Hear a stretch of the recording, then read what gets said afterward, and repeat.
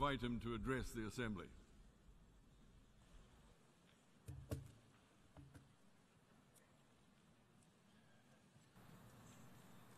It's a truism that global integration has led to a collision of cultures. Trade, migration, the internet, all these things can challenge and unsettle our most cherished identities. We see liberal societies express opposition when women choose to cover themselves. We see protests responding to Western newspaper cartoons that caricature the Prophet Muhammad. In a world that left the age of empire behind, we see Russia attempting to recover lost glory through force. Asian powers debate competing claims of history. And in Europe and the United States, you see people wrestle with concerns about immigration and changing demographics, and suggesting that somehow people who look different are corrupting the character of our countries. Now, there's no easy answer for resolving all these social forces, and we must respect the meaning that people draw from their own traditions, from their religion, from their ethnicity, from their sense of nationhood.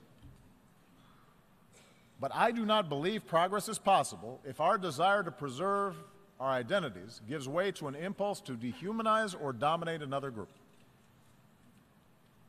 If our religion leads us to persecute those of another faith, if we jail or beat people who are gay, if our traditions lead us to prevent girls from going to school, if we discriminate on the basis of race or tribe or ethnicity, then the fragile bonds of civilization will fray. That gave innovators the chance to transform every area of human endeavor. Across the region's conflicts, we have to insist that all parties recognize a common humanity and that nations end proxy wars that fuel disorder. Because until basic questions are answered about how communities coexist, the embers of extremism will continue to burn, countless human beings will suffer, most of all in that region, but extremism will continue to be exported overseas. And the world is too small for us to simply be able to build a wall and prevent it from affecting our own societies.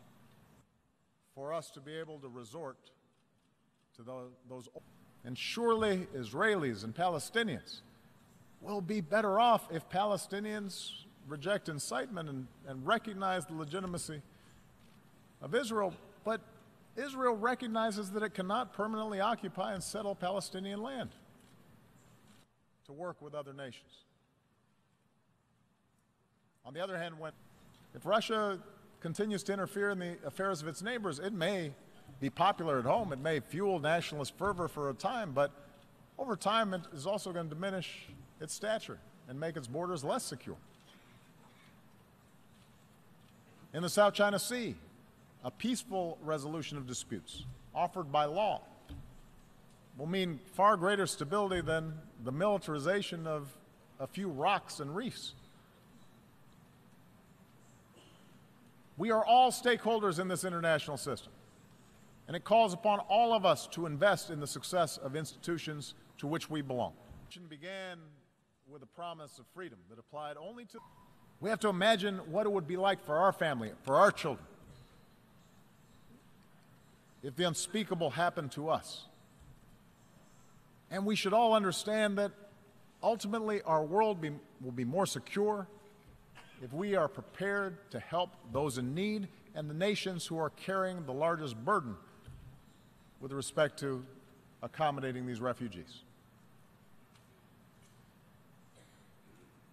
There are a lot of nations right now that are doing the right thing.